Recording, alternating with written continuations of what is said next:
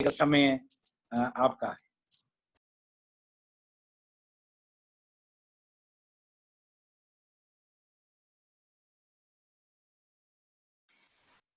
त्रिएक परमेश्वर की महिमा और तारीफ होवे। उपस्थित परमेश्वर के दासों को और प्रभु के कलवरी के बलिदान के द्वारा परमेश्वर के संतान बने हुए तमाम पवित्र लोगों को भी मसीही वंदना। ये नया दिन प्रभु ने हमारे जीवन से जोड़ा है। उम्मीद था कि प्रभु यीशु मसीह आ जाएं, लेकिन नहीं आ पाए। तो हम प्रभु से प्रार्थना करें कि परमेश्वर अपने पुत्र को हमारे लिए जल्दी भेजें। हम बहुत अरसों से आशा करते हैं मसीह को हम देख सकें आमने सामने। पिछले दिनों में हमें चलाया, अगुवाई दिया, हमारे परमेश्वर के महिमा करता हूं। आप सभी जनों को एक बार और मसीही वंदना पेश करता हुआ प्रभु के वचन में हम प्रवेश करेंगे।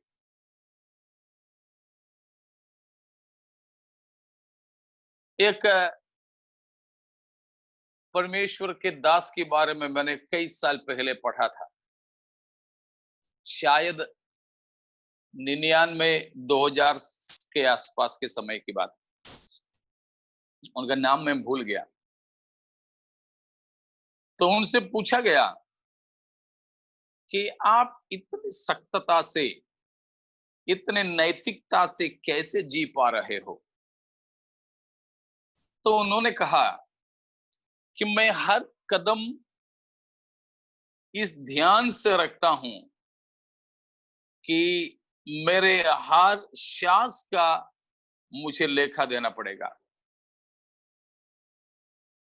तो हमारे लिए एक न्याय का दिन है।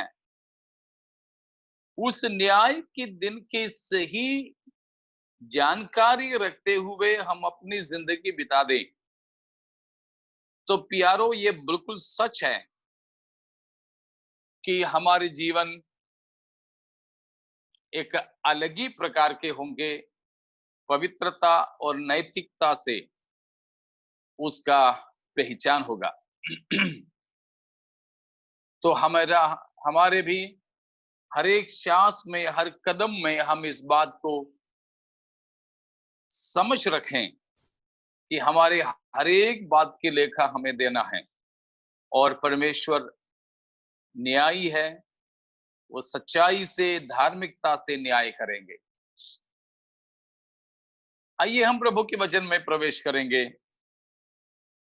हम यीशु मसीह के बड़ा श्वेत सिंहासन पर होने वाले न्याय के बारे में पिछले कुछ दिनों से सीख रहे हैं।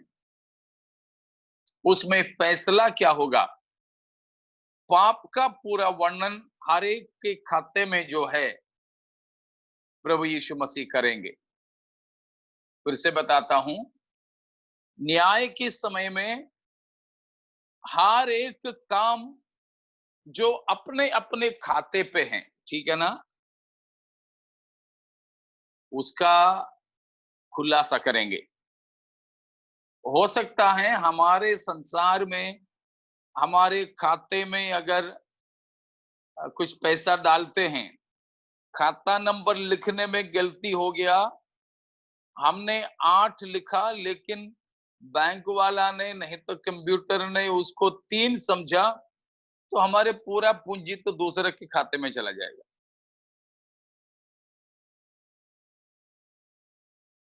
हमने 7 लिखा लेकिन वहां जो बाबू बैठा है उनको वो 7 1 लगा, तो वो 7 की जगह पे 1 मारा कंप्यूटर पे, तो हमारे खाते में से उनके खाते में, दूसरे के खाते में पैसे चली जाएगी। तो यहां संभव है हम लोग आजकल तो आपको मालूम है सब इंटरनेट के द्वारा होता है, ऑनलाइन बैंकिंग होता है। तो किसी का नाम जोड़ते समय, नहीं तो किसी को पैसा भेजने के लिए करते समय उसमें एक वार्निंग आता है, एक चेतावनी आती है कि बैंक में ऑनलाइन में नाम से मतलब नहीं, खाता नंबर से है। आप जांच लो 2 बार कि नंबर सही है, नहीं तो हमने कर दिया, गया और किसी के में। लेकिन जो लोग संसार में काम करते हैं, पाप का काम हो या पुण्य का काम, वो अपने ही खाते में पड़ा रहेगा, दूसरे किसी के खाते में नहीं जाएगी। पति का वहां तो जॉइंट अकाउंट है ही नहीं, जॉइंट अकाउंट है ही नहीं। हमारे इधर तो है, लेकिन वहां नहीं, अकेला अपना अपना खाता है। इसलिए मैंने कहा कि फैसला जो होगा उस समय में विशेष 2 बात। पहली बात है, अपने खाते पे क्या पड़ा है खुदा खुलासा करेंगे, यीशु मसीह उसकी खुलासा करेंगे। उसके बाद में बताएंगे कि अपने खाते में जो पड़ा है उसकी कीमत क्या है, वो कितने का, हाउ वर्थ इट इज। स्वर्ग के लिए है, नरक के लिए है, कहां के लिए योग्य है। लेकिन हमने देखा जो भी लोगों के नाम जीवन की पुस्तक में नहीं, उन सबको अनंत विनाश में डाल दिया जाएगा, आग की झील में। तो उसके लिए हमने कई सारे नाम को देखा, उस आग की झील। और वो कैसा जगह है हम देख रहे थे। पहले हमने देखा वो एक जगह है और अनंत दंड भुगतने का जगह, और ए प्लेस ऑफ इटर्नल सेपरेशन, मनुष्य से भी परमेश्वर से भी अलग ही रहने वाली जगह, इसीलिए अकेलापन की जगह है। और आखिर में हमने देखा होश में रहकर सताए जाने वाली जगह है। होश में रहकर, बेहोशी में नहीं, पूरे पूरे होश में। आज हम आगे कुछ बातें देखने के लिए चाहेंगे। वो ये है कि वो जगह नरक जो है, उसी प्रकार it will be a place of regret, पछतावे का जगह होगा, पश्चाताप का नहीं। हाँ, पश्चाताप भी होगा वहां, लेकिन पछतावा करते रहने वाली की जगह, ए प्लेस ऑफ डीप रिग्रेट। वहां तो कोई हमारे घर में, समाज में मर जाते हैं, तब भी तो लोग बैठ करके उनके बारे में बोल बोल के रोते हैं ना। उस समय तक तो शायद उनको गाली दिए होंगे जब तक वो जिंदा था। मरने के बाद में तो बोलेंगे अरे मेरा वो ऐसे था, वो ऐसे था। वो भी पता है गांवों में कैसे रोया जाता है। ठीक है, मुझे अभी भी याद है, मैं राजस्थान के गांवों में रहा करता था, तो मुझे याद है, अभी भी सोचता हूं कि अभी भी वैसे ही होगा रोना गाना। कोई मर जाते हैं तो ट्रैक्टर के ट्रॉली भर में लोग आएंगे, गांव आने तक तो हंसी मजाक के साथ में आएंगे, गांव आते आते में चालू हो जाते हैं। तो ये सब होते हैं, उनके बारे में बोलते में ऐसे ही माथे पे हाथ लगाकर झुक के बैठते हैं, रोते हैं। कभी तो छाती पीटते हैं, ऊपर देखते हैं, रोते हैं। नरक में तो दूसरा कोई हमारे लिए रोने नहीं आएगा, खुद ही रोता रहेगा या रोती रहेगी, खुद ही को करना होगा। तो वहां क्या, किस लिए अरे मेरा वो इधर गया उधर गया, वो कुछ नहीं। अरे मुझे उन्होंने ऐसे बोला था लेकिन मैंने तो नहीं माना, उसने प्रार्थना में बुलाया था, मैंने तो नहीं माना। परमेश्वर ने ऐसे मेरे से कहा था लेकिन मैंने ऐसे नहीं माना। ये सब बातें हमें पछताते रहने का एक जगह है, लेकिन वहां रहकर पछताने से या पश्चाताप भी करने से कोई फायदा है ही नहीं, फिर भी करते रहेंगे। तो प्रमाण क्या है? एक प्रमाण प्रभु यीशु मसीह ने दिया, कल भी हम लोग पढ़े थे, आज भी उसको पढ़ेंगे। लूका 16वां अध्याय, वैसे हैं 23 से 30 तक वो पूरा, लेकिन पढ़ने के लिए हम समय नहीं लेंगे। जो लाजर और धनवान के बारे में बताया हुआ है। तो वहां पर उसके 27 और 28 को पढ़िएगा। उसने कहा, तो हे पिता, मैं तुझसे विनती करता हूँ कि तू उसे मेरे पिता के घर भेज, क्योंकि मेरे 5 भाई हैं। वह उनके सामने इन बातों की गवाही दे, ऐसा ना हो कि वे भी इस पीड़ा की जगह में आए। हाँ, उस प्रकार उसके 31 तक की पदों में कई बात बताया है कि उसको, धनवान को अभी पछतावा हो रहा है। देखिए, जानिए, ये धनवान नरक में इसलिए नहीं पहुंचा कि वो धनवान था, ठीक है, लेकिन वो बहुत अच्छा इंसान था। पढ़ते हैं कि ये लाजर, शायद वो कैंसर था उसको, उसके शरीर में पूरे घाव थे, शायद चल फिर नहीं सकता था। ये धनवान, इतना बड़ा धनवान होने के बावजूद भी अपने देवड़ी पर, नहीं तो उसकी गेट के सामने, ये बीमार आदमी, सड़ा हुआ लाजर को रहने दिया और उसकी घर से कुछ टुकड़े उसको देख करके उसे पाला। ये तो वैसे साधारण लोग नहीं करते हैं। बहुत अच्छा काम किया है उसने, बहुत भला इंसान था वो आदमी, वो भला इंसान था, लेकिन उसकी भलाई के कोई काम उसे नहीं बचाया। तो प्यारो, नरक ऐसा जगह है कि शरीर में रहते समय जो जो किए उन उन चीजों बातों के लिए पछताता रहेगा, और जो जो नहीं कर पाए उसके लिए भी पछताते रहेंगे। इन दोनों के लिए पछताते पछताते पछताते यूं ही चला जाएगा। धरती में होते तो खुदकुशी कम से कम कर सकता था, लेकिन नरक में क्या कर सकेंगे? धरती पर होते तो पछताते पछताते, रोते रोते रोते शायद वहीं पड़े पड़े सो जाते, लेकिन नरक में तो वो भी नहीं। और धरती पर होते तो ये बोलते बोलते बोलते खुद भी भूल जाते, दुनिया भी भूल जाती, लेकिन नरक में वो भी चीज नहीं होता, भूलते नहीं, सब ताजा ताजा हमेशा बना रहता है। तो ऐसी परिस्थिति में है यहां पर। तो इसीलिए है कि हर कोई पछताता रहेगा नरक में पहुंचने वाले। देखिए, वो भी एक बड़ा दंड है। This is also a great severe tormentation, कि हमारे मन को कोई चीज खाता जाना।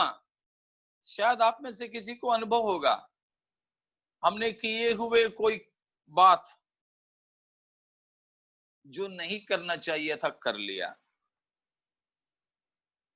कुछ नहीं तो जो परीक्षा लिखने वाले बच्चे होते हैं, परीक्षा लिखे तो कोई आंसर लिखने में मन में दुविधा हो रही थी, ये वो ये सही कि वो सही है। आखिर में हमने हिम्मत करके लिख दिया, लेकिन बाहर आकर के तुरंत पलटी करके देखा तो वो गलत हो गया।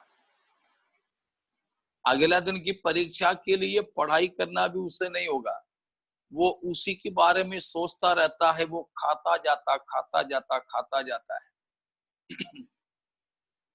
बाइक चला के जा रहे थे, पीछे से कोई आकर के हॉर्न मारता हमको तो परेशान कर दिया। उसके बाद में वो गाली देता हुआ आगे निकल गया, लेकिन हमने कितना भी भगाया उसके पास में नहीं जा पाया, 2 गाली नहीं दे पाए उसको।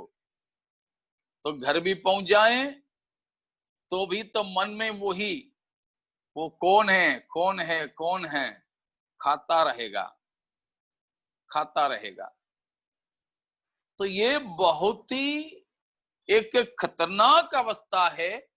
पुरानी बातें हमको शिकार करते रहें, अभी भी हमें मालूम है। उसी वजह से बहुत से लोग नशा करते हैं, सांसारिक लोगों के बारे में बोल रहा हूं, नशा करते हैं। और बहुत से लोग खुदकुशी करते हैं। बाइबल के अंदर भी कई दृष्टांत है, लेकिन एक दृष्टांत मैं देता हूं नया नियम के अंदर से ही, वो है यहूदा इस्करियोती, यीशु मसीह को पकड़वाने वाला चेला। उसने प्रभु यीशु मसीह को तो पकड़वा लिया, लेकिन पैसा भी मिला। क्यों? आइसक्रीम खा पाया क्या वो? पैसा तो मिला, पिकनिक जा पाया, पिक्चर जा पाया, गाड़ी खरीद पाया, पत्नी के लिए साड़ी खरीद पाया? कुछ नहीं। पैसा मिला और उस समय के धर्म के नेता लोगों ने उसकी तारीफ करने लगा। लेकिन पढ़िएगा मत्ती 27 अध्याय,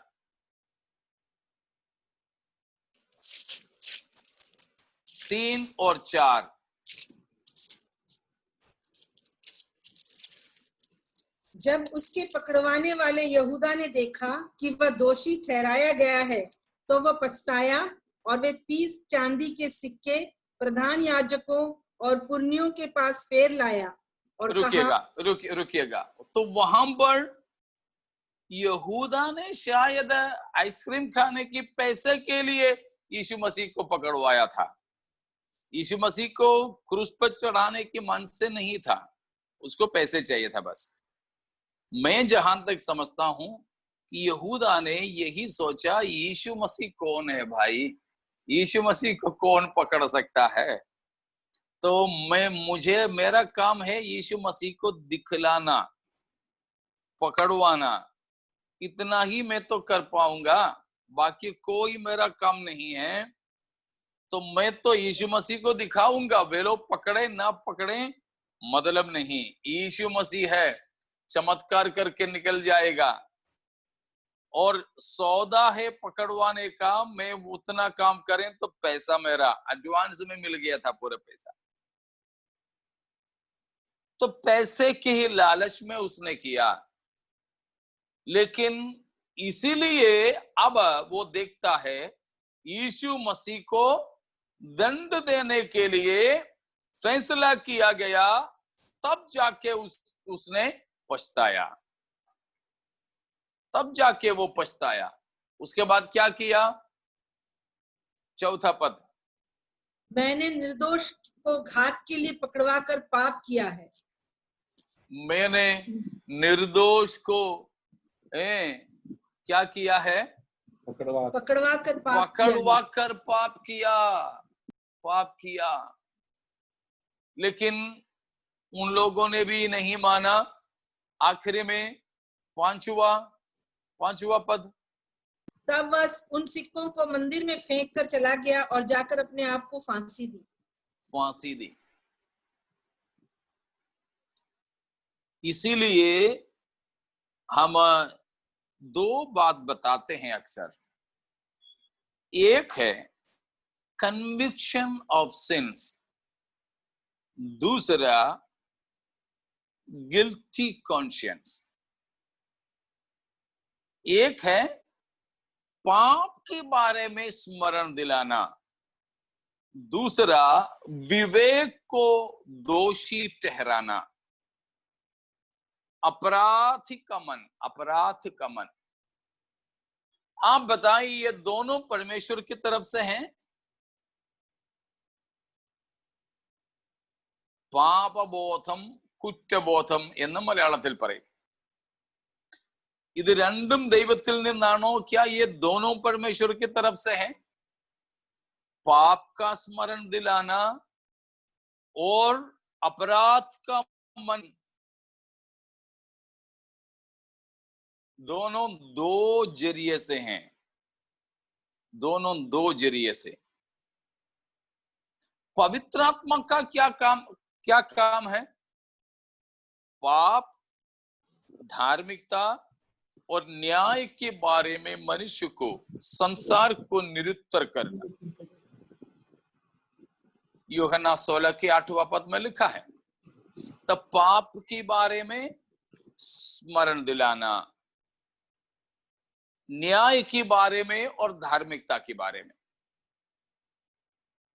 तो पवित्र आत्मा जब करता है तो हमें पाप का स्मरण दिलाता है। मैं एक पापी हूं, मुझे पापों की क्षमा चाहिए। मैं पापी हूं, मुझे पाप क्षमा चाहिए। मैं पापी हूं, मुझे पाप क्षमा चाहिए, इसीलिए मुझे उसके पास जाना है जो पाप क्षमा कर सकता है। ये पवित्र आत्मा का काम है। पवित्र आत्मा हमसे यही काम करवाता है कि पाप का स्मरण दिलाता और पाप क्षमा दाता के पास में हमें पहुंचा देता। ठीक है ना?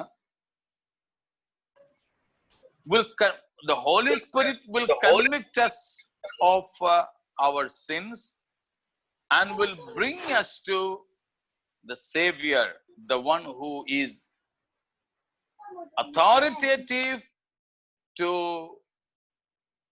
forgive. तो प्रभु के पास, पाप क्षमा दाता के पास में हमें पहुंचा देते हैं।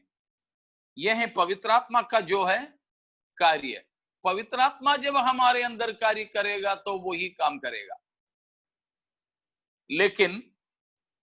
लेकिन शैतान जब काम करता है तो हमारे अंदर अपराध का बोध लाता है। अपराध का बोध, गिल्टी कॉन्शियस। अरे तू पापी है, तू पापी है, तू पापी है, तू नालायक है, तूने ऐसा काम किया है।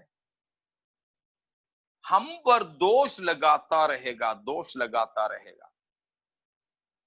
हम पर दोष इस प्रकार लगा करके हम परेशान हो जाएंगे, हमारी शांति भंग हो जाएगी, हमारी तसल्ली नहीं रहेगी, हमें किसी भी बात पे एक चित्तता से मन नहीं लगा सकेंगे,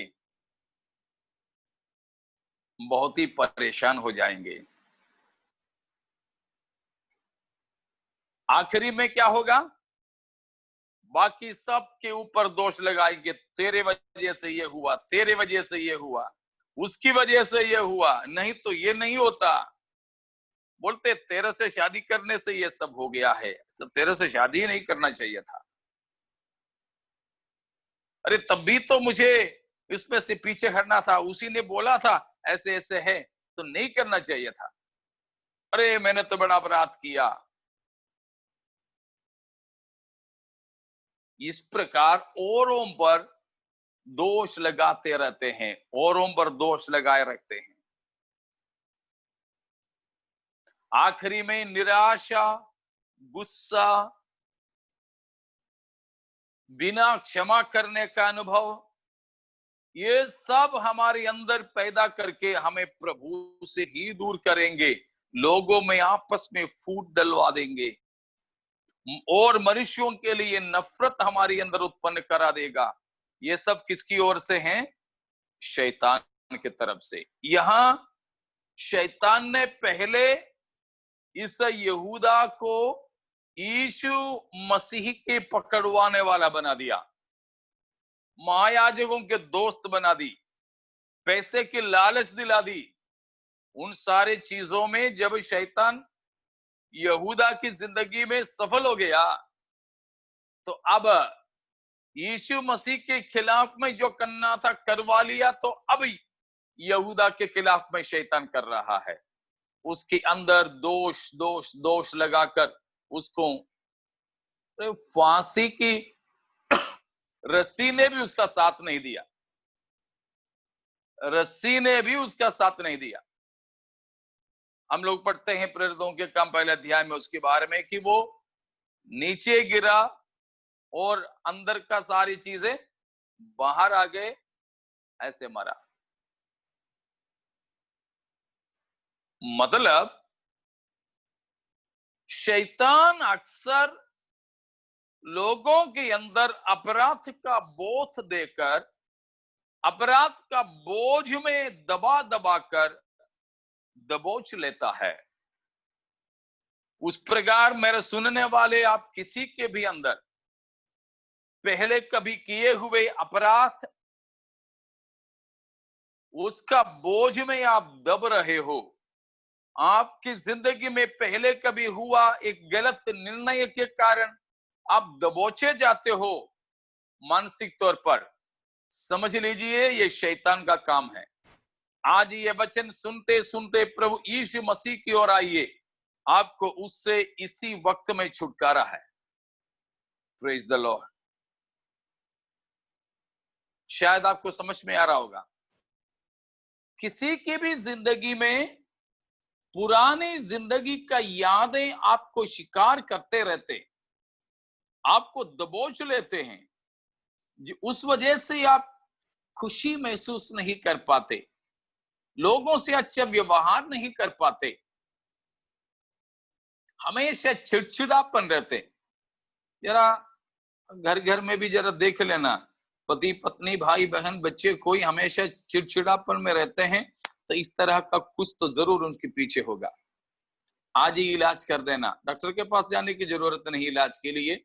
आप जहां हैं वहीं परमेश्वर की उपस्थिति में अपने आप को समर्पण करें और परमेश्वर के वचन के आधार पर अपने अपराधों की क्षमा मांगे, और प्रभु ने आपको क्षमा किया है, बिल्कुल उसका पक्कीकरण पाते हुए आपको आनंदमय जिंदगी बिताना होगा।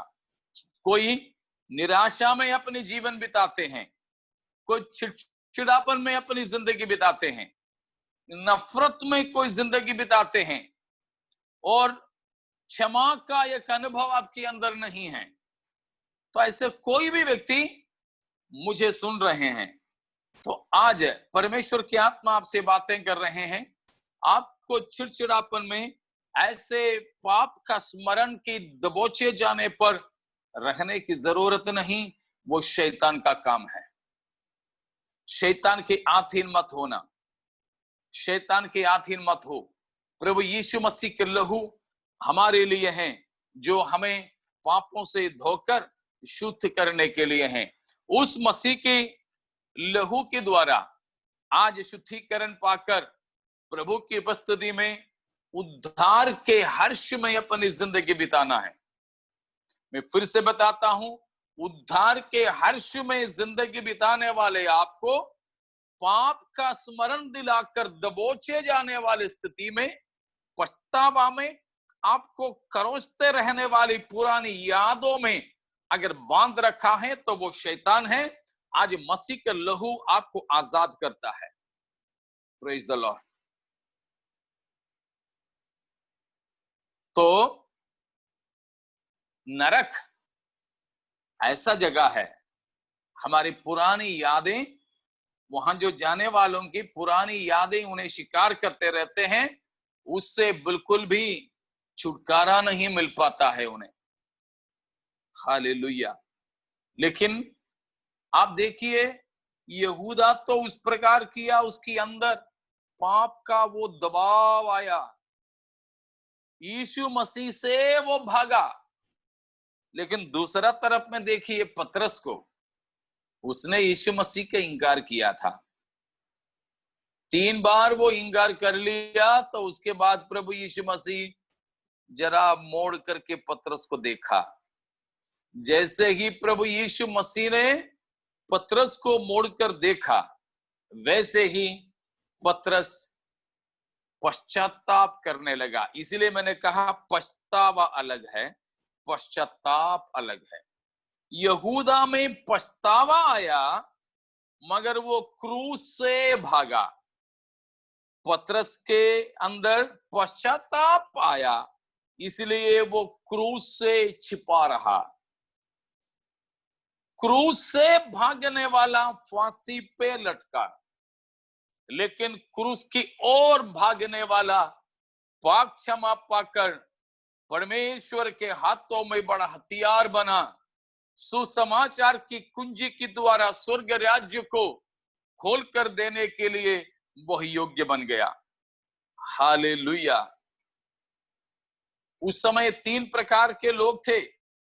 एक यहूदी थे, दूसरा सामरी थे, और तीसरा गैर यहूदी यूनानी थे।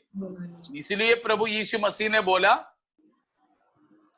पवित्र आत्मा तुम पर आएगा, तुम सामर्थ पाओगे, और यरूशलेम में, यहूदिया में, उन दोनों जगह पे तो यहूदी लोग हैं। यरूशलेम तुम्हारे घर, यहूदिया तुम्हारे गांव, उतना ही समझ लो।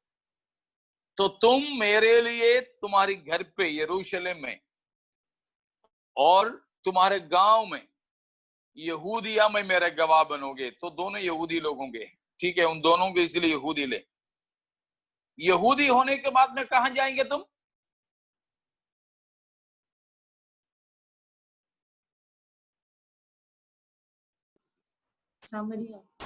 सामरिया में। उसको पढ़ लीजिएगा, फिर तो वो शक नहीं रहेगा। प्रेरितों के काम 1:8, प्रेरितों के काम 1:8।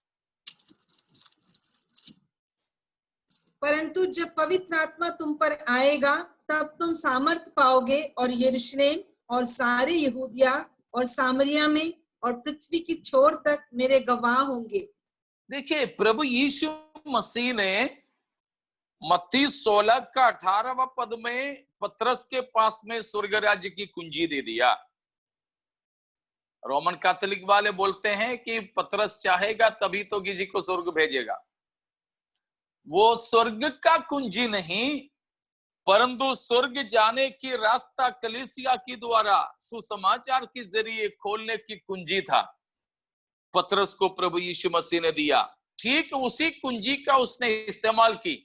यहां प्रभु यीशु मसीह ने कहा, तो पवित्र आत्मा को तुम पाओगे, तुम सामर्थ पाओगे। यरूशलेम और सारी यहूदिया, यानी यहूदी लोगों के बीच में, और सामरिया में, और पृथ्वी के छोर छोर तक। पृथ्वी के छोर छोर में कौन है? यूनानी लोग, गैर यहूदी। इन तीनों के लिए स्वर्ग राज्य का कुंजी से खोलकर देने वाला कौन रहा? पतरस। प्रेरितों के काम 2 अध्याय में यहूदियों के लिए सबसे पहला प्रचार किया, 3000 लोग बपतिस्मा लिए, सबके सब यहूदी थे। 8 अध्याय में फिलिप जो है सामरिया में पहुंचा था, और सुना कि सामरिया के लोगों ने वचन सुना, तो पतरस और यूहन्ना वहां गए। बपतिस्मा, पवित्र आत्मा देना, ये भी सारे सामरिया में भी काम, सेवकाई उस प्रकार पतरस के जरिए। फिर रहा गैर यहूदी लोग, गैर सामरी लोग, पूरे जो यूनानी लोग हैं। प्रेरितों के काम 10 अध्याय, वहां पर कोर्नेलियस के द्वारा पतरस स्वर्ग राज्य में अन्य जातियों का भी प्रवेश कराया। तो कहने का मतलब, यीशु मसीह ने स्वर्ग राज्य का चाबी पतरस को थमाया। कौन पतरस? यीशु मसीह को 3 दफे इनकार करने वाला पतरस। क्यों? यीशु मसीह का इनकार पतरस ने किया। बंदूक लेके जो आया था उसके पास, उसके सामने था क्या? फिर झाड़ू वाली के पास, जिसके सामने प्रभु यीशु मसीह का इंकार पतरस ने किया, वो बंदूकधारी नहीं था परंतु झाड़ूधारी थी। झाड़ू लगाने वाली एक नौकरानी औरत, उसी के सामने मसीह की इंकार कर लिया। लेकिन वो यीशु मसीह से नहीं भागा, यीशु मसीह के पास आया, पाप क्षमा हो गया, उद्धार का हर्ष उसके अंदर आ गए, पवित्र आत्मा पाया। वो यहूदियों को भी, सामरियों को भी, यूनानियों को भी सुसमाचार सुना के उन हर किसी को कलीसिया में लाने का पहला काम उसी पतरस के जरिए से हुआ। इसलिए मैं आपको बता रहा हूं कि कोई भी व्यक्ति शैतान के द्वारा दबोचे न जाए, पछतावा में कोई नहीं रहे अपने जीवन काल में, परंतु पश्चाताप करके मसीह के पास आओगे तो आपके अंदर परमेश्वर उद्धार का हर्ष को भर देगा। फिर चिड़चिड़ापन नहीं रहेगी। कोई आपको छिड़ा भी ले तब भी आप मुस्कुरा करके उसको टाल देंगे।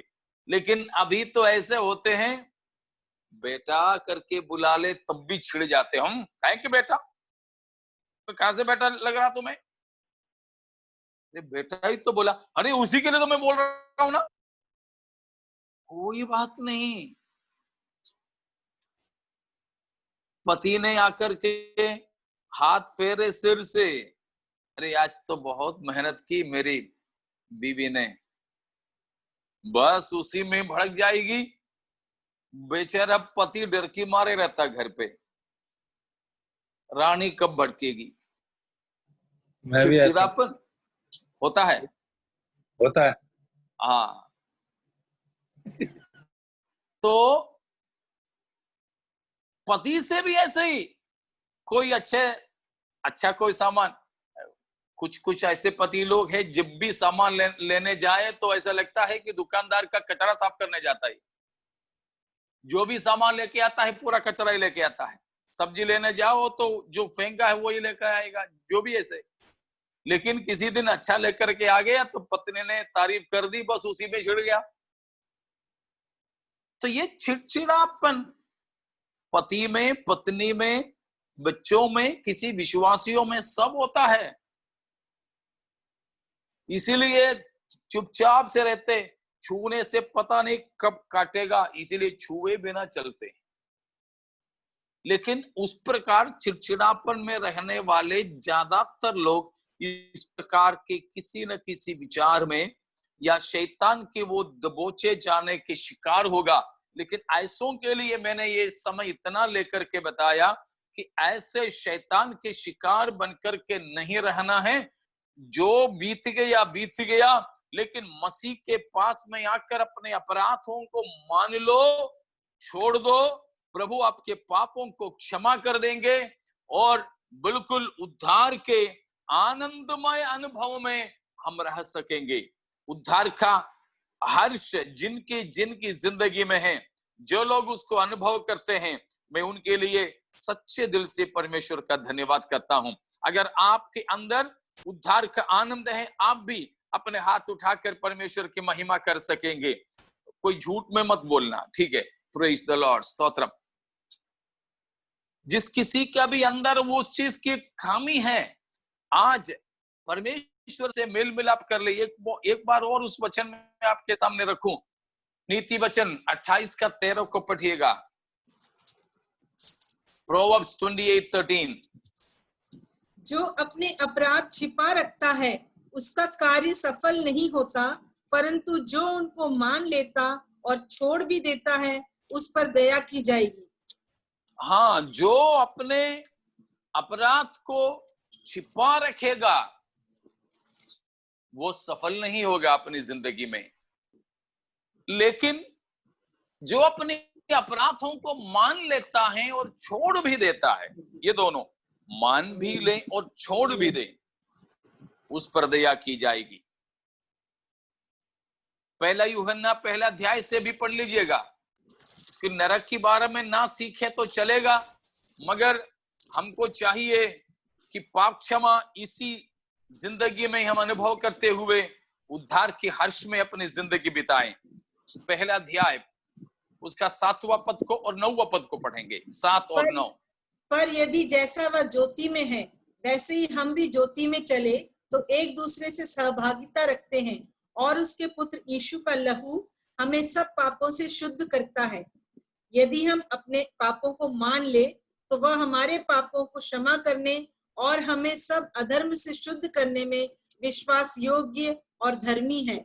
हाँ, हमें तो अपने पापों में जिंदगी बिताने की जरूरत नहीं है। अभी पहले कभी किया हुआ पाप की स्मरण में भी हमें जीने की जरूरत नहीं।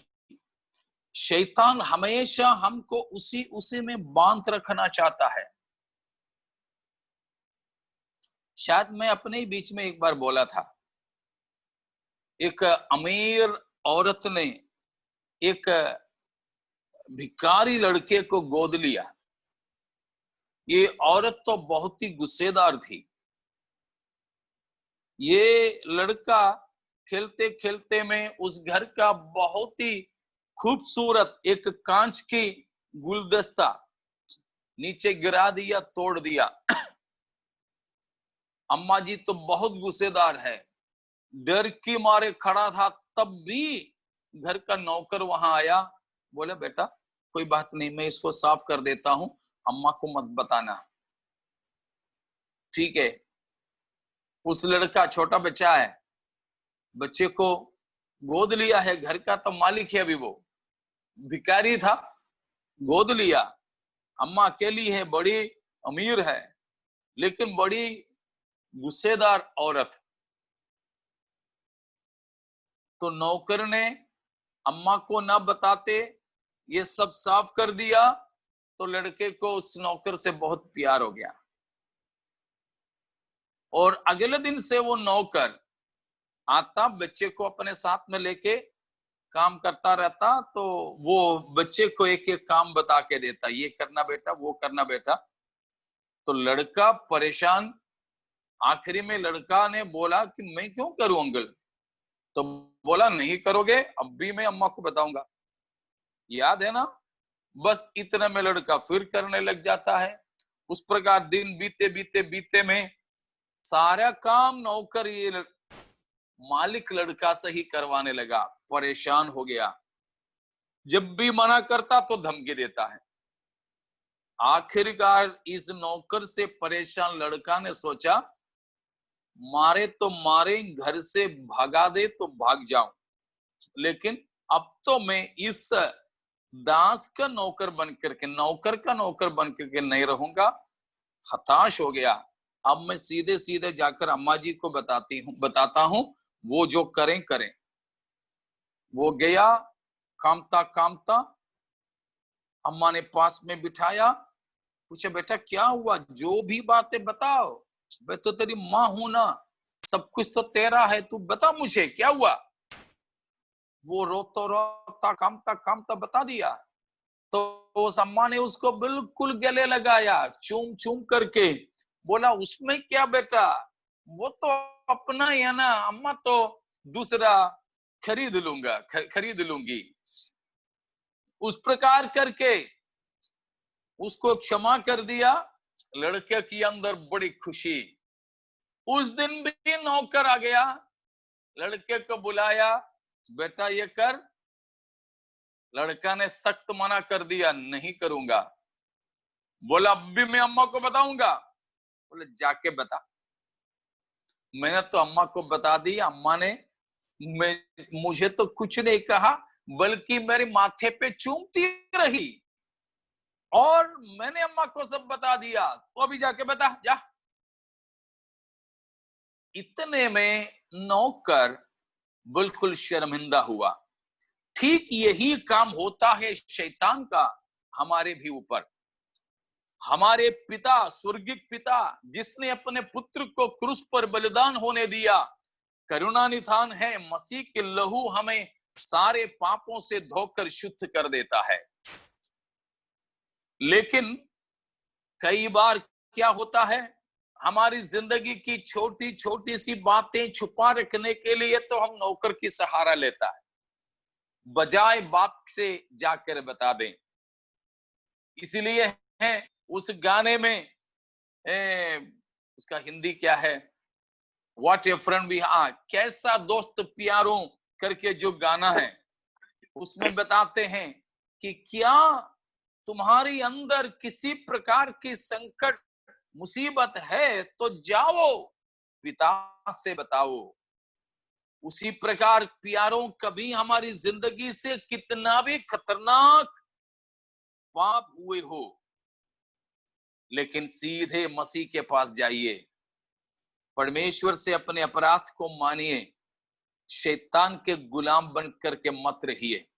तो इसीलिए आज हम हर किसी के अंदर से सारे चिड़चिड़ापन, सब प्रकार की गुस्सा, निराशा, हताश सब दूर होके उद्धार का हर्ष में हम आनंदित होने वाले बन जाएं, उद्धार की हर्ष में हम आनंदित होने वाले बन जाएं।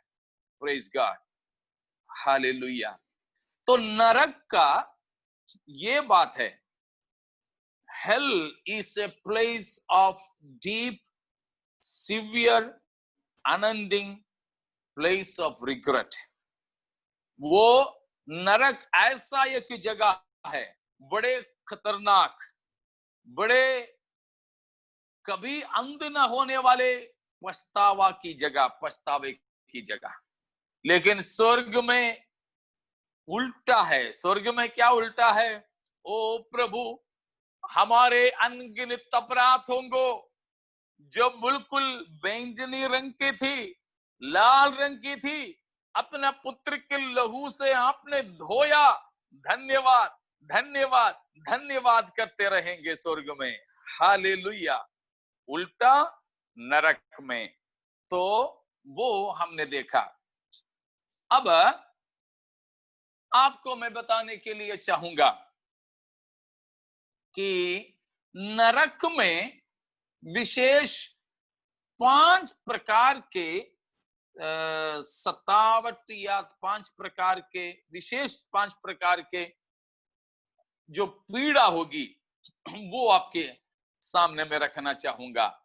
5-fold persecutions or 5-fold tormentation that a person will endure in hell। न्याय के होने के बाद में नरक में एक व्यक्ति अनुभव करने वाला 5 प्रकार के सतावट के अनुभव को या पीड़ा के अनुभव को बताने के लिए मैं चाह रहा हूं।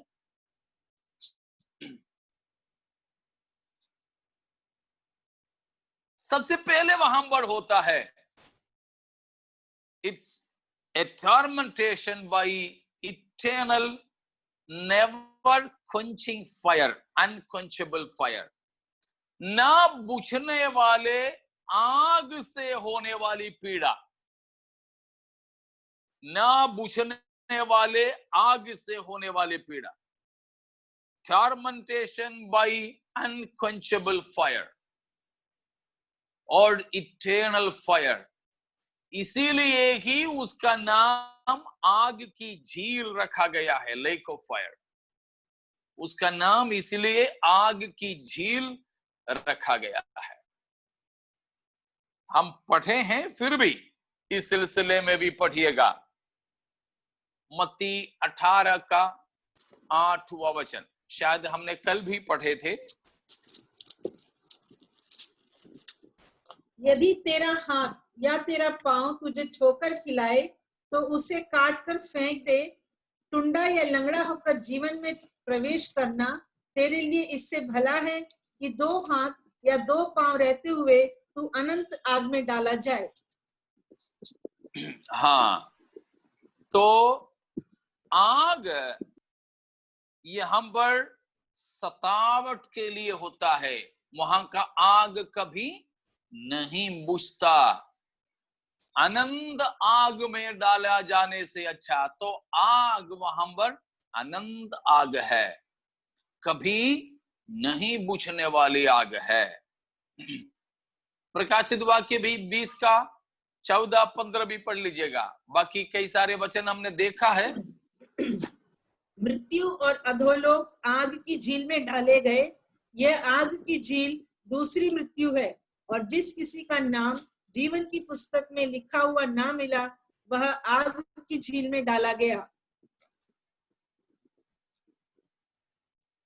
आग की झील, आग की झील,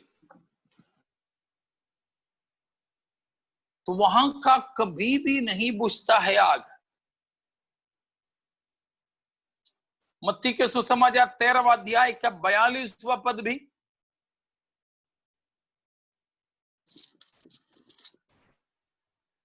और उन्हें आग के कुंड में डालेंगे, जहां रोना और दांत पीसना होगा।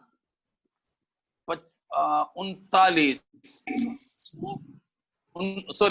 नहीं, 49 जगत के अंत में ऐसा ही होगा। स्वर्गदूत आकर दुष्टों को धर्मियों से अलग करेंगे और उन्हें आग के कुंड में डालेंगे, जहां रोना और दांत पीसना होगा। यहूदा 7वां पद, जूड वर्स 7। जिस रीति से सदोम और अमोरा और उनके आसपास के नगर जो इनके समान व्यभिचारी हो गए थे और पराये शरीर के पीछे लग गए थे, आग के अनंत दंड में पड़कर दृष्टांत ठहरे हैं।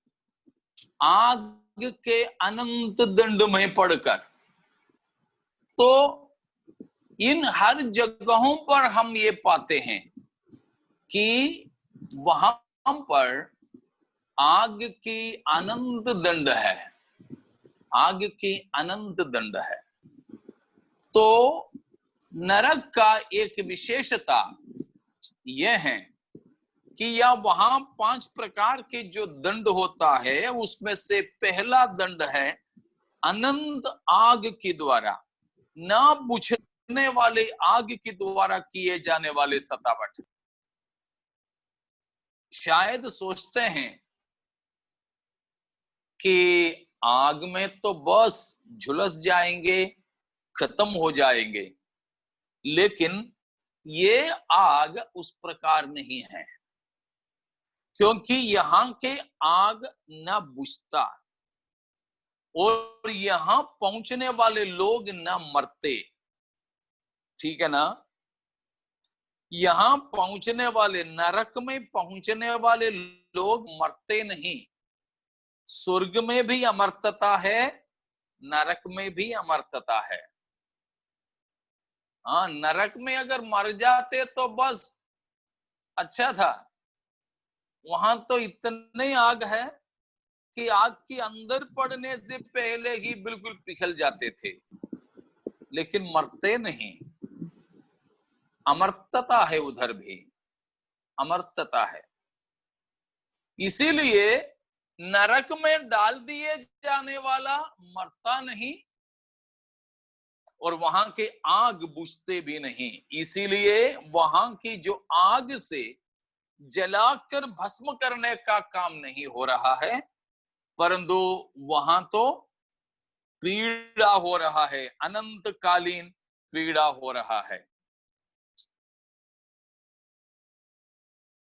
एक और बार हम उसको पढ़ेंगे, 20 का 10 प्रकाशित वाक्य, कल भी पढ़े थे। उन पर भरमाने वाला शैतान आग और गंधक की उस झील में, जिसमें वह पशु और झूठा भविष्यद्वक्ता भी होगा, डाल दिया जाएगा, और वे रात दिन युगानुयुग पीड़ा में तड़पते रहेंगे। रात दिन युगान युग, बस ये है बड़ी भाषा। रात दिन युगान युग तड़पते रहेंगे। तो पहली बात है हमने देखा कि आग की झील। दूसरी बात, वहां का दूसरा जो पनिशमेंट होगा वो है कीड़े, वॉर्म्स, कीड़े। मत्ती 9 का 48, मत्ती 9:48, मैथ्यू 9:48। नहीं,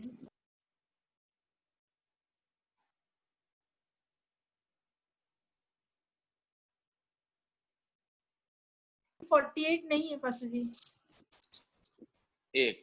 सॉरी, मरकुस, मत्ती नहीं, मरकुस।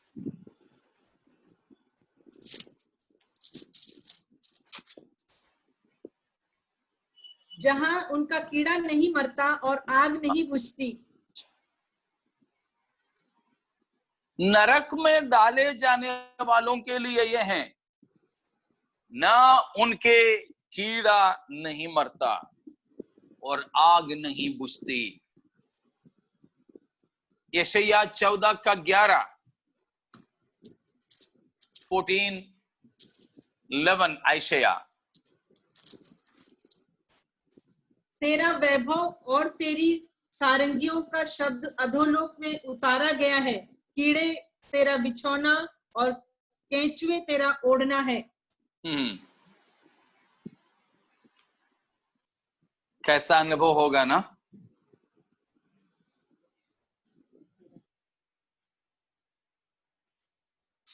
उसी पुस्तक 66 उसके 24, यशायाह 66:24। तब वे निकलकर उन लोगों के शवों पर जिन्होंने मुझसे बलवा किया दृष्टि डालेंगे, क्योंकि उनमें पड़े हुए कीड़े सभी ना मरेंगे, उनकी आग कभी ना बुझेगी और सारे मनुष्यों को उनसे अत्यंत घृणा होगी। कभी न मरने वाले कीड़े। यशायाह 14 में हमने देखा कि कीड़े उनके बिछौना बन जाएंगे। प्यारों, नरक का अनुभव है, नरक का अनुभव। क्यों ये सारी बातें हम बताते हैं?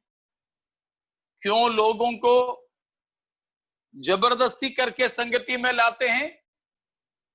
क्यों लोगों को जबरदस्ती करके परमेश्वर की उपस्थिति में बिठाते हैं, वचन सुनाते हैं, पैसा खर्च करते हैं, समय खर्च करते हैं? केवल इसी आग्रह के साथ कि कोई इस नरक में नहीं जाए, कोई भी इस नरक में नहीं जाए। Praise God. और नरक में होने वाला अगला अनुभव है, कल भी मैंने बताया था, सल्फर, गंधक। आग को बरकरार रखने, वहां पड़े जाने वाले शिकारों को, मनुष्यों को जलाते ही रखने के लिए वहां पर पीड़ा को बढ़ाने के लिए डाल दिए जाने वाली बात है सल्फर, गंधक।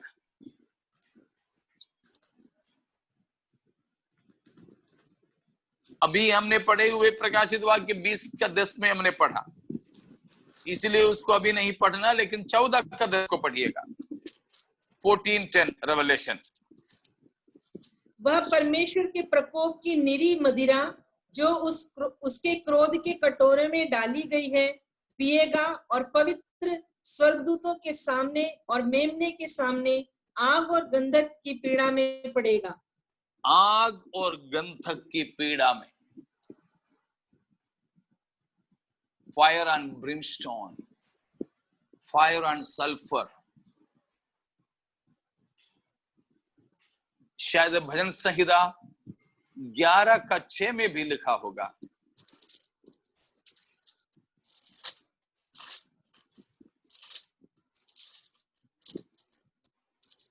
या भजन 11:6। वह दुष्टों पर फंदे बरसाएगा, आग और गंधक और प्रचंड लहू उनके कटोरों में बांट दी जाएगी। वहां एक रूपकात्मक तरीके से बताया है, नरक के बारे में नहीं है वो, लेकिन दुष्टों के हिस्सा क्या है? What is the portion of the wicket? दुष्टों के लिए परमेश्वर ने रखा हुआ कटोरा है गंधक। गंधक।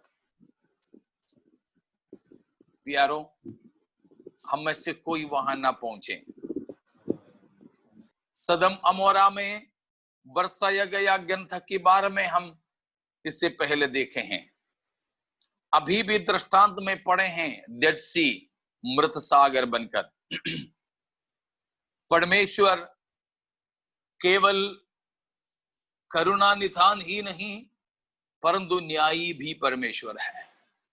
वो न्यायी परमेश्वर न्याय के साथ में बर्ताव करेंगे।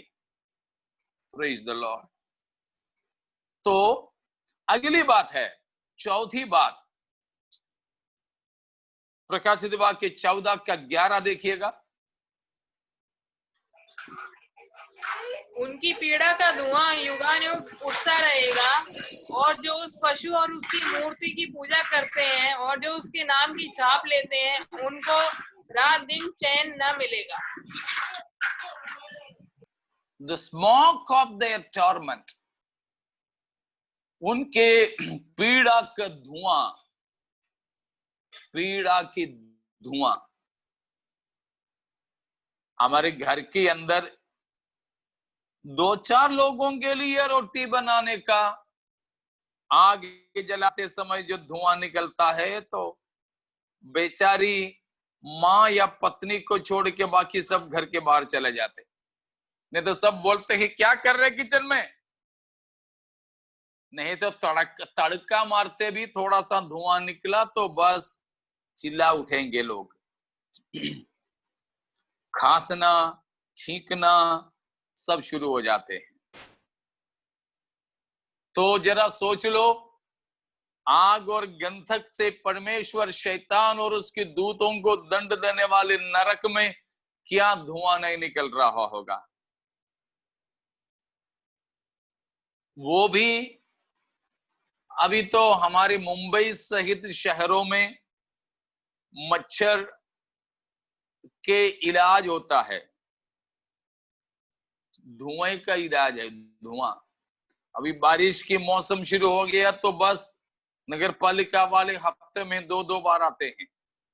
कोई कोई सोसाइटी में तो हर दिन आते हैं। धुआं का इलाज। तो धुएं के सामने ये कुछ नहीं रह पाते, तो नरक में भी बस उसी प्रकार की धुआं से लोगों को पीड़ित करेंगे, लोगों को पीड़ित करेंगे। और एक पांचवी बात है, एक पांचवी बात वो है नरक का, ये सब नरक के कुछ विशेषताएं हैं। 5-fold peculiarity of hell, वो हम देख रहे हैं। तो we are now looking about the great white throne judgment of Jesus Christ, the last judgment, आखिरी न्याय, यीशु मसीह की बड़ा श्वेत सिंहासन का न्याय, उसका फैसला सुनाकर नरक में डालेंगे। वो नरक का विशेषता, पांचवी बात हम देख रहे हैं, there is a place of gloom of darkness, बड़े अंधकार से भरी जगह है। मत्ती 8 का 12।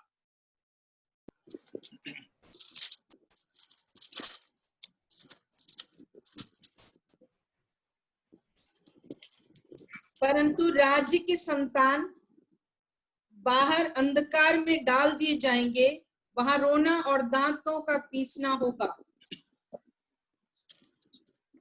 बाहर अंधकार में डाल दिए जाएंगे। 22 का 13, 22:13। तब राजा ने सेवकों से कहा, इसके हाथ पांव बांधकर उसे बाहर अंधियारे में डाल दो, वहां रोना और दांत पीसना होगा। बाहर के अंधियारे में डाल दो। 25 का 30 में भी वही बात को हम देखते हैं। 25 का 30, 25:30। और इस निकम्मे दास को बाहर के अंधेरे में डाल दो, जहां रोना और दांत पीसना होगा। बाहर के अंधेरे में डाल दो, बाहर के अंधेरे में डाल दो। तो अंधेरे का विशेषता कल हमने देखा था। टटोले जाने वाला अंधियारा। ये अंधियारा ऐसे नहीं बिना लाइट गोल हो जाए तो हमें कुछ अच्छे से नहीं दिखता है, वो नहीं। ये तो ऐसी अंधेरा जिस अंधेरे से जंजीर की जाती है, अंधेरा की जंजीर। हाँ, हमारे परमेश्वर के पास में ये सब विशेषता है। पानी का दीवार बना देता है, अंधेरे का जंजीर बना देता है। ये सब परमेश्वर करता है। परमेश्वर की आवाज तो जो चीज है ही नहीं वो सुनते हैं, और परमेश्वर की आवाज तो मुर्दे भी सुनते हैं। हमारे तो आवाज जिंदे नहीं सुनते हैं, तो परमेश्वर की आवाज मुर्दे भी सुनते हैं। परमेश्वर की यही तो कुदरत है, अंधियारा से बांध करके रखेंगे। तो ये सब नरक की विशेषताएं हैं। बाकी भाग प्रभु चाहे तो हम कल मनन करेंगे। आज मैं विदा लेना चाहूंगा। तो नरक के इन अनुभवों के द्वारा कम से कम डर की मारे भी नरक से बचने की कोशिश करें। जे कि चाहिए परमेश्वर से प्रेम करते हुए हम परमेश्वर की सेवा करें, न नरक के डर से। लेकिन परमेश्वर से प्रेम नहीं हो पा रहे हैं तो कम से कम डर की मारे भी, नरक के डर की मारे भी परमेश्वर की ओर फिरें।